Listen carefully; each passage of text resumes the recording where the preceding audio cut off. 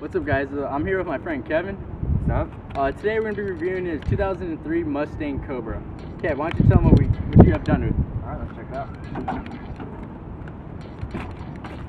Alright, so just simple bolt-ons. I have a 2.8 pulley with the BBK intake. Some of our coolers just upgraded. Long tube headers. We have a full catback exhaust, Bassani mufflers, off-road H-pipe. Other than that, it's pretty stock. Just stock, guys. Just stock. That's all she wrote. Alright, let's go for a drive. So, Kevin, what car did you have before the Terminator? So, I actually first started with the 2002 Mustang GT, just a regular 2-valve. Then I went to a 2012 5.0 Mustang GT. Then traded that for this. Alright, Kev, so what would you say the pros and cons of going from the S197 to the Terminator? Ride quality for sure. The S197 is not going to have the rattles just from being like 10 years older. Clutch is pretty heavy, shifter's pretty heavy, gas mileage is not as good. But definitely pros, this thing catches way more attention. More power. It's just like a novelty drive. It's a different experience. Coming from the S197, did you have anything done to it? Done on the S197 or on this? S197. The S197 was mostly stock, just lowered suspension work and exhaust.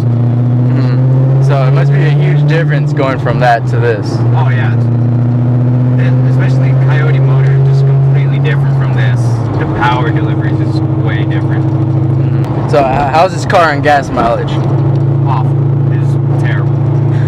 But you don't buy for that. It's all about miles per gallon, not miles. Heck yeah.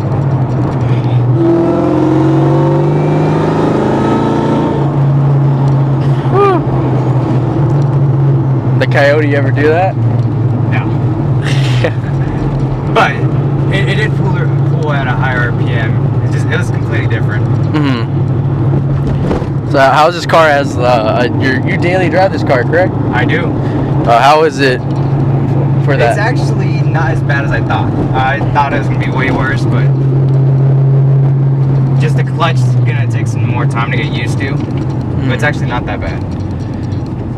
So what are the future plans for this car? I mostly want to focus on suspension work. Probably change out all the bushings. I am going to keep the IRS. See, I'm still getting used to that, the new clutch. But I definitely want to go down the line, maybe a Whipple or TBS, along those lines. And of course, with that comes the whole fuel system change. Any future plans on taking it to the drag strip? Oh, for sure, but I want to make sure I can eliminate some of that wheel hop in this IRS. I don't want to break any half shafts or anything. So what do the numbers look like for this car? Right now it has a pretty conservative tune because I'm still daily driving it, but right now it's putting like 480 to the wheel. Pretty respectable for street numbers. So first initial impressions, this clutch is really hard. Like as soon as you touch it, it engages instantly. So you might see me bogging it a few times. I might even install it, who knows. But you can really feel the power on this. Just as when you're taking off, you barely touch it, and this car just wants to go. Then one thing I gotta really say about it, the transmission's really notchy, and honestly, I personally like the transmission like that. I like something you can really feel the gears.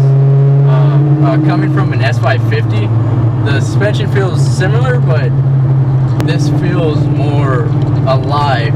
Like there's not as much computers, I guess. That's what many people tend to love about this car, is just the pure rawness of power that comes with this thing. It's just it's insane. So coming from my S550, which is running the Boss 302 manifold, this tends to pick up like right down low real quick, and that's well, I mean, it is part of the supercharger that comes with it, but even right now, being in 4th gear, it just throws you back real quick. You can even hear the little whine going on. As these cars are notorious for. There you go. You get to hear it a little. That's 4th gear, and it still throws you back. The low end torque on these things are amazing, and that's why they're known as the Terminators. And as I said about the transmission, it's real, like right there, 5th gear. Let's see what still, but with my car having the whole power level on the top end versus the low, I can even do that in my car. Like, I would floor it and it feels like I'm in a freaking Honda Civic.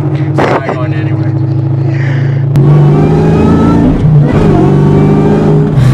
Holy shit. Ooh, that thing really just slides. Oh, man, I was short shifting on that. Oh, that was like, I only got up to maybe 4,500 RPM. This is the 4th gear, real quick.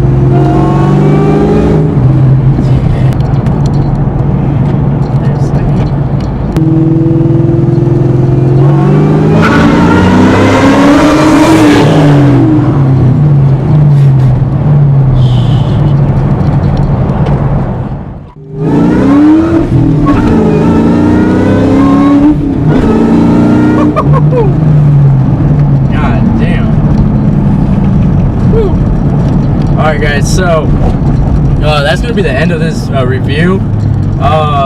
Leave a comment on the video on like what else Kevin should be doing to this car, any other cars I should review. Just let me know, guys, because I'm just trying to know what to do. But that's going to be the end of this video. Like and subscribe, you know.